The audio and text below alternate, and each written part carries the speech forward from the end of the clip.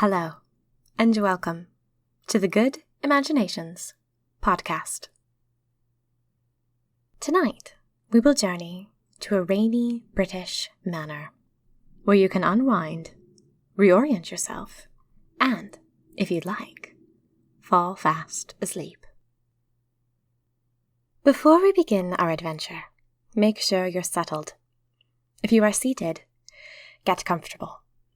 Listen to your spine and relax your shoulders.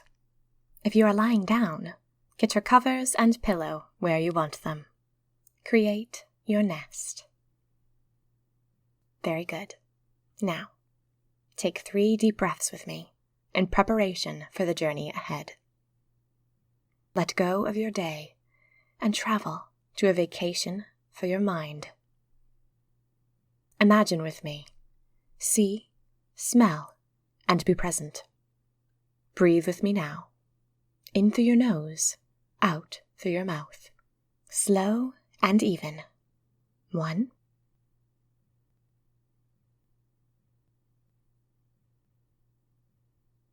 2,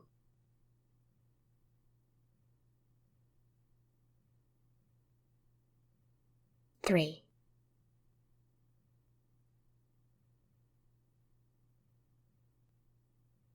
Very good. Now, shut your eyes and let's drift off to the site of tonight's adventure. It's raining outside. You are wearing grey woolen socks and a grey sweater, and you are sitting at a desk trying to get work done because someone told you to. You don't want to get work done, however. It's raining. You want to listen to the rain. You shut your book. It shuts with a satisfying thump. It smells of old glue and leather. You lay your pencil across your plain-paged notebook, and you slide out of the sturdy old carved chair that you have been sitting in. You stare around the room for a moment. The walls are panelled with old, dark wood. The windows are huge and latticed, and they look out into misty gardens and endless green grounds. The floor below you is carpeted with a carpet from Turkey that's probably 100 years old. Globes and statues line the top of the bookcases. You are in a beautiful old library in a beautiful old British house. In the rest of the house, you can hear the others moving about, preparing, clattering, and talking in dull adult voices. You, however, have been told to stay here. The old medieval door will stay shut for hours. In a way, this room has become your castle. Your reading will not take nearly as long as they think it will. You're nearly finished. This is your chance to do whatever you want. You look over your shoulder to make sure no one's looking, but of course they're not because they're not there. And then you spin around. You feel silly. Then you decide it felt fun. You spin around again, this time 3 times in a row with your arms extended. You feel free. You feel ridiculous. You feel freely ridiculous. Since you have this room to yourself, and you know that no one will come in for hours, you decide to climb onto the large antique window seat. The bottom is made of deep, dark, panelled wood, and the cushion is made of dusky pink silk. You kneel on the window seat, then lay your arms against the window pane. The glass is cold. The droplets ping down, close to your nose. And you decide that you love rain. You can see the green boughs of the trees reflected upside down inside the water droplets, and you wonder dreamily if each drop of rain is a tiny, impassable world, close, and yet impossible to get into.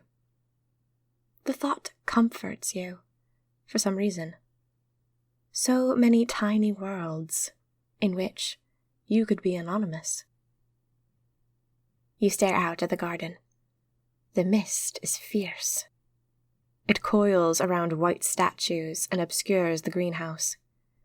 You imagine standing out there in the mist, and then you are suddenly glad to be inside, where it is warm and dry. The silvery shimmer of the mist is almost as beautiful as the rain.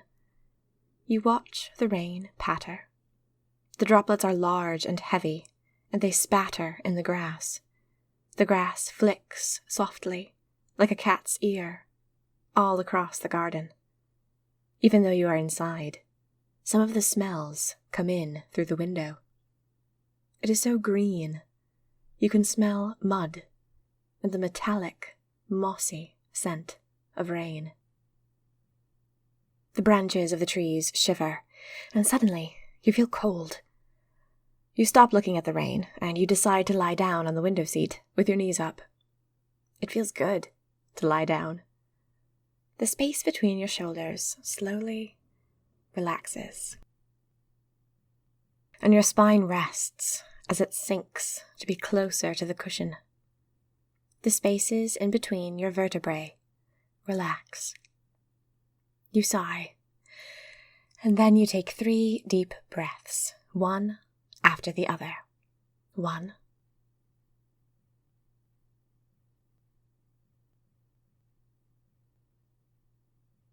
2.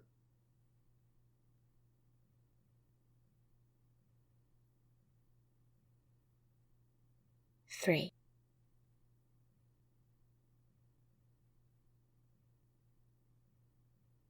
Now, you shut your eyes, and you simply listen to the rain.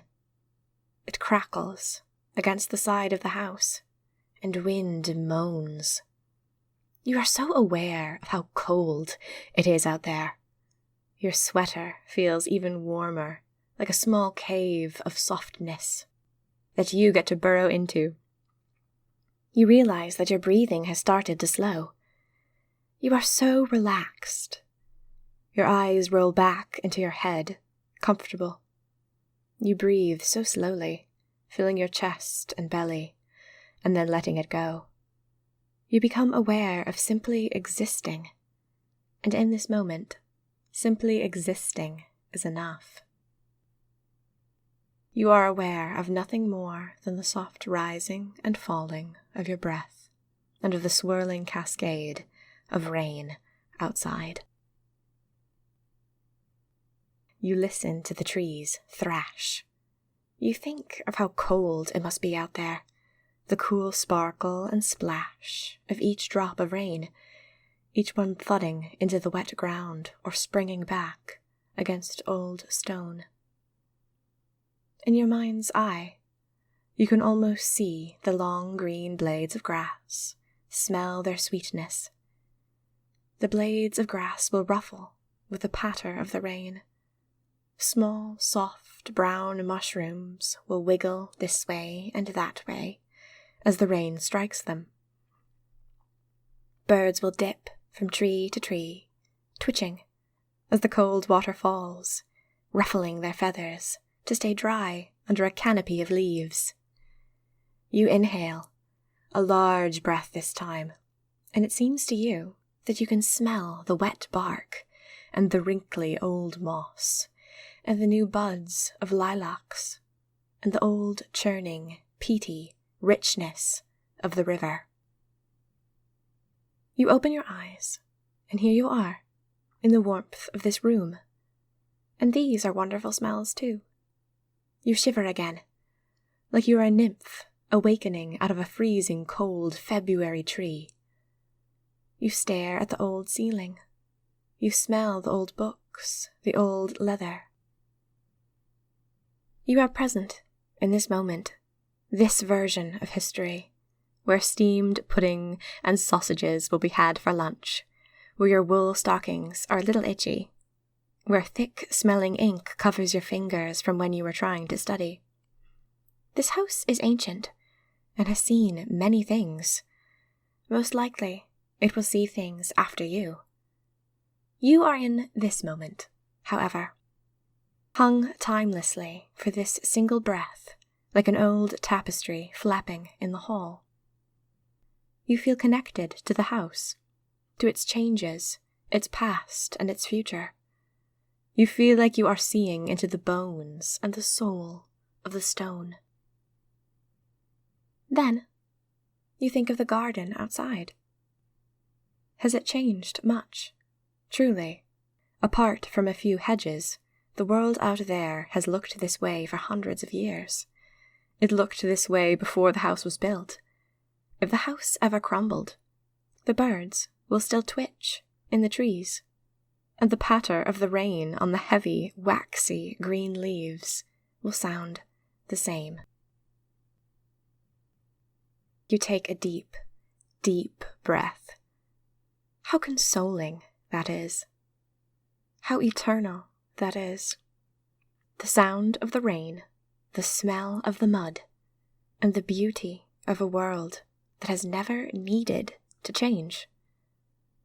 It was right from the very beginning. It doesn't change its fashion every decade, and it cares very little what people think.